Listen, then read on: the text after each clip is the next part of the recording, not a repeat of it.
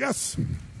One of the things I wanted to ask you, like on the first day, is you said, like to my friend over here, you got to lead your people. You got to learn enough about the job that you hate and then lead them. And what I wanted to ask you is, well, being sort of on the front lines of things, how do you actually, or what are your ideas on leadership? And you gave some examples today. Like, for example, you sort of come up with the plan, and then you ask the questions. So that's one strategy. That's only one part, yes. I was wondering if you could share maybe 2 or 3 more. Sure, I'll be happy to. My number one belief about leadership is you're a servant. Here's what I mean specifically. The word hero, that is in the archetype of like men and you and I bet. Is it true that inside of you really want to be the best? You want to create the best, share the best, do the best? Is that a metaphor for you in your life? Absolutely. Yeah, me too. So I think people in this room tend to have that as their metaphor. So all of us at some level, man or woman wants to be a hero. The word hero in its Latin root means servo. Servo means servant. It actually means slave.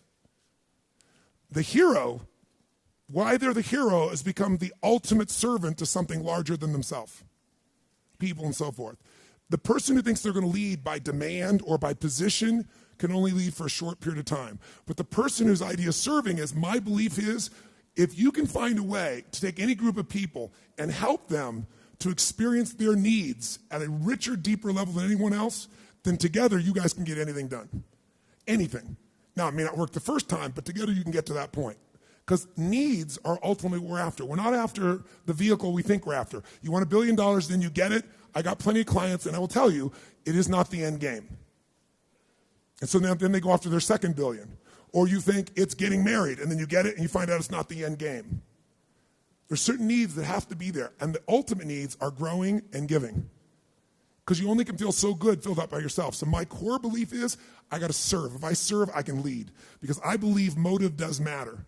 If my motive is just to get you to do something for me, there's a certain amount of power that I can get to do that if I strategize, if I think, if I feel, and also if it serves a greater good, even if I don't intend it.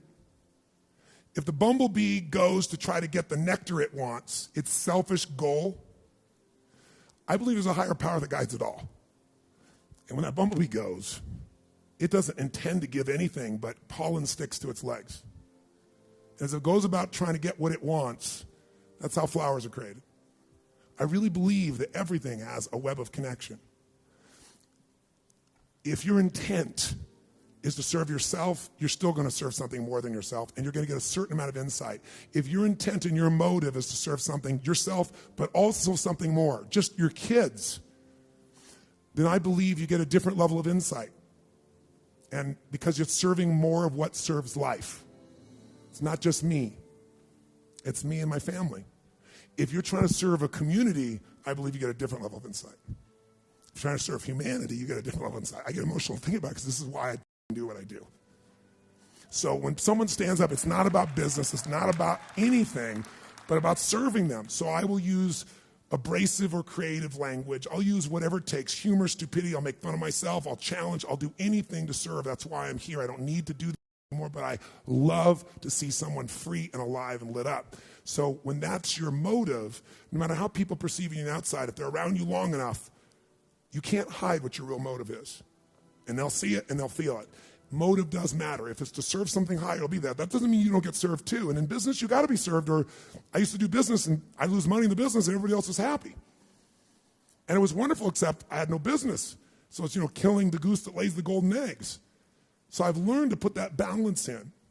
But that gives me power. That's why time disappears for me. Because I'm not about getting some action done. I'm about the outcome. Question? We talked about, the economy being real rough going forward.